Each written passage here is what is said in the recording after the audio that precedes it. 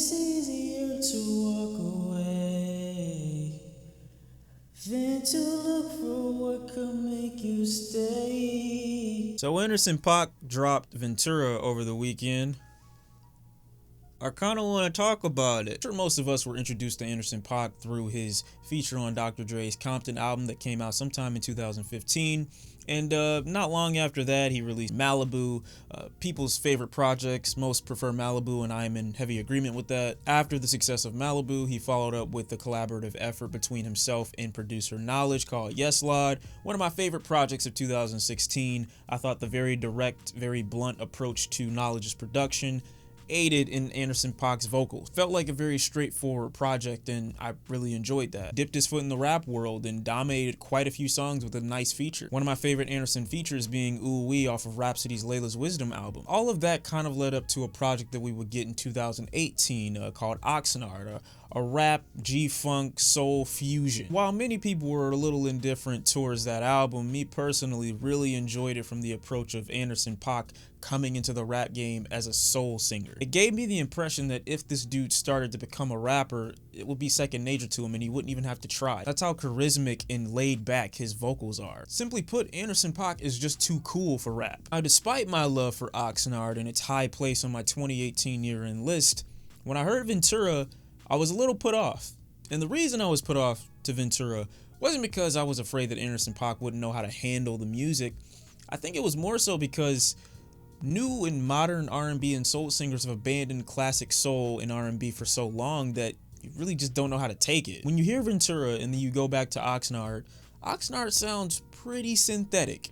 Like pretty plastic. When I say that, I mean that it doesn't feel natural. Though I still really enjoyed it because of how I like Anderson .Paak handling those instrumentals that Dr. Dre produced from last year, I can't help but think that that's not his natural habitat. Hearing Oxnard is like getting a home-cooked meal and then throwing a McDonald's beef patty or whatever the fuck that thing is on it. When I listened to Ventura, I felt like I got a meal made for me from scratch. Ventura is a smooth, meticulous, lovesick soul album. It's not that long, it gets its point across, utilizes some decent features. The album opens up with a song of both Anderson and André talking about how much they're willing to do to get their lovers to come back home. The delivery of André is not only heavy, but it's also an incredibly insightful verse. To make it better, his voice acts in perfect harmony with the drums and the bass. Violin creeps behind his voice a few times in the song, kind of acting like a plea or a cry for her to try again. And I came to my conclusion about how this album may have put me off initially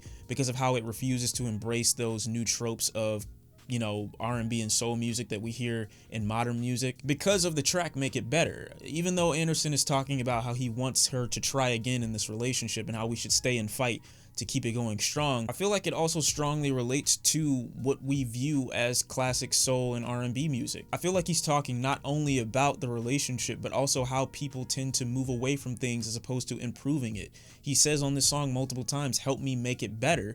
And I don't think he's just talking about this woman. I think he's talking about the music. Instead of abandoning the classic soul and R&B music, let's stay here with it and let's work with it and let's improve it. Let's make it better. You even bring Smokey Robinson on to bring forth more of that 70s soul, kind of strengthening his idea that much more. Another thing that makes his album so enjoyable to listen to at certain moments is just how layered a lot of the songs are. Reachin Too Much not only completely changes its tone within the first minute of its duration, but also utilizes instruments like the horn, the bass guitar, synths that sound kind of crazy, the violin, snares and drums, like all of it's there. Winter Circle is another example of how prominent an instrumental can be. Like the bass guitar is my favorite part of the song. Despite how the song starts with Brooklyn's Finest, another highlight of this track is how Anderson likens getting with this chick for the first time to being added to the Winter Circle. Good Heels is a lustful track filled with a very secretive and seductive demeanor. The instrumental adding like kind of a come down from this high that they're both on. And from the lyrics and their delivery, you can tell Jazmine and Anderson don't feel bad about what they're doing or sneaking around behind his woman's back. Yada Yada embraces funk with a very infectious synth bass and piano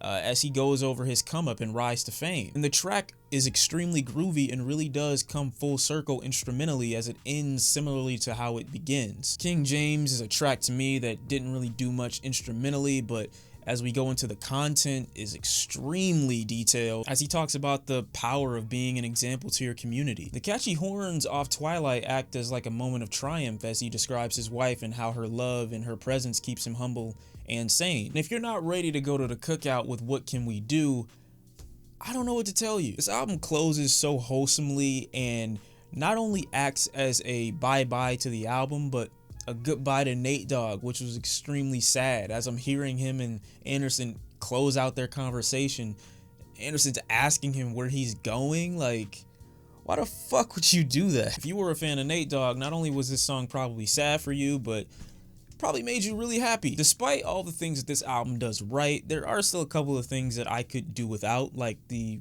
random mishandling of the features. I thought that the features could have been more prominent. Feature from Lalah Hathaway, in my opinion, is pretty underwhelming. The feature from André 3000 kind of overlaps and overtakes Anderson .Paak on his own song. I'm way more interested in that as Anderson .Paak blends into the intro. And there's no reason that someone with the vocal talent and chops as Brandy should be falling into the background on Jet Black. And I would actually love if we got more of a prominent feature from Smokey Robinson on Make It Better. Though he might not want to accidentally kill Smokey Robinson by having him go too hard in the booth. He is in his 80s. This album doesn't do the best when it comes to dominating in the hook department, but honestly, so R&B, jazzy, kind of rhythmic, and very funky, groovy, kind of psychedelic music usually doesn't. I think the highlight for most of these tracks is how they're able to maintain their rhythm and build on top of each other, rather than having one poppy moment out of each of the tracks. I'm a guy who really enjoyed an album like Oxnard, but hearing Ventura reminds me of how multifaceted someone like Anderson .Paak really is. And there's no reason you can't enjoy an album like that and also enjoy the soulful, rhythmic vibes on this album as well. So, Anderson .Paak, Ventura, thank you for watching. Let me know how you felt about the album in the comment section down below. I'm curious to see what you think about it, what your favorite tracks were, and I'll see you next time. You know, you tell me, do you want to make it better? All right, that was trash. I'm sorry.